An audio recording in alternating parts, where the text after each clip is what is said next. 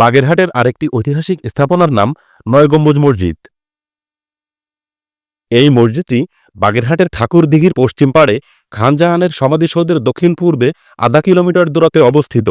মাজারের ঠিক ডান পাশ ধরে 5 মিনিট বাইক চালিয়ে যেতেই আমরা এই মসজিদটির দেখা পেলাম।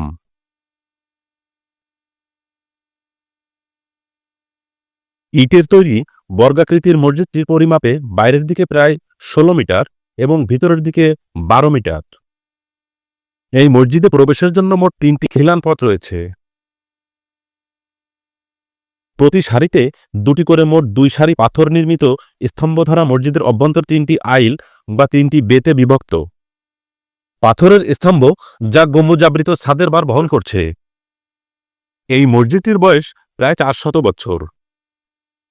স্থানীয় জনশ্রুতি থেকে জানা যায়, খান জাহানের কোনো এক কর্মকর্তা এই মসজিদটি নির্মাণ করেছিলেন এবং তার বাসগৃহ ঠিক ওই এলাকার ঠাকুরদিঘির পাড়ে অবস্থিত ছিল। পোড়ামাটির শ্রমলব্ধ অলঙ্কার কর্ম বর্তমানে কেবল খিলানপথ, মেহরাব, বুরুজ ও কার্নিশের মধ্যেই তার অস্তিত্ব বজায় রেখেছে। সম্মুখভাগের কেন্দ্রবিন্দু বিশাল লজেন্স নকশা দ্বারা অলঙ্কৃত। খান জাহানের রীতিতে গঠিত গোলাকৃতির বুরুজ অভ্যন্তরের 4 কোণকে মজবুত করেছে।